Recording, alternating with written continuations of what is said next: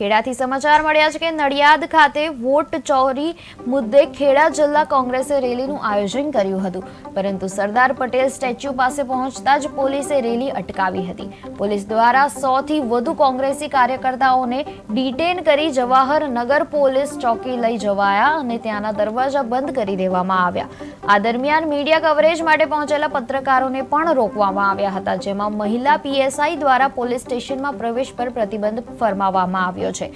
કોંગ્રેસે આ કાર્યવાહી લોકશાહી હનન ગણાવી આક્ષેપ કર્યા, જ્યારે પોલીસે સ્પષ્ટ કર્યું કે પરમિશન વિના રેલી યોજાતા કાયદેસર કાર્યવાહી કરવામાં આવશે। આપ લોકશાહી શબ્દ બોલી રહ્યા છો ત્યારે મારે તમને એ કહેવું છે કે લોકશાહી કોને કહેવાય? લોકશાહી એટલે લોકોનું, લોકોથી અને લોકો વડે ચાલતું શાસન। પણ ઇતિહાસની આ પહેલી સરકાર એ છે કે એ સરકાર લોકશાહી ને સમજતી નથી અને એ સરકાર આજે દેશનું અર્થતંત્ર ચલાવી રહી છે। ત્યારે સમગ્ર દેશની અંદર અમારા નેતા રાહુલજી કે જે આ ભ્રષ્ટ સરકાર છે એ ભ્રષ્ટ સરકારના કાવા દાવા જે છે અને કાવા દાવા કરી અને જે સત્તા ઉપર આ સરકાર આવી હતી, એટલે એ સરકારને આજે રાહુલજીએ ખુલ્લી પાડી છે। અને ખુલ્લી પાડી છે એ રીતે કે અત્યાર સુધી જ્યારે જ્યારે તેઓ સત્તામાં આવે છે ત્યારે તે ચોરી કરીને સત્તા પર આવે છે અને એ ચોરી તો આપણે પણ આપ સૌ મીડિયા કર્મીઓ પણ તમે જાણતા હશો અને સમગ્ર દેશની जनता પણ જાણે છે कि चोरी अनेक मतलब पर्दाफाश किया है राहुल जी ने, तो उसके अगेंस्ट में एक मशाल रैली का आयोजन नडियाद शहर कांग्रेस द्वारा और जिला कांग्रेस द्वारा किया गया था।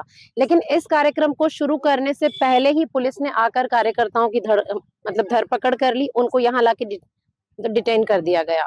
और उसमें आप ये समझ सकते हैं कि आज का दिन त्योहार का दिन है, राधन छठ जैसा त्योहार है, तो महिलाएं जो कि आई थी, महिलाओं को भी साथ के साथ ले जाके डिटेन कर दिया गया। यहाँ पर गेट बंद कर दिया गया, मीडिया वालों को अंदर नहीं आने दिया गया, जो कि देश का चौथा स्तंभ है, उनको भी रोका गया। तो आप इस बात से समझ सकते हैं कि कैसे यह सरकार आवाज दबाना चाह रही है मीडिया की, विपक्ष की, जनता की।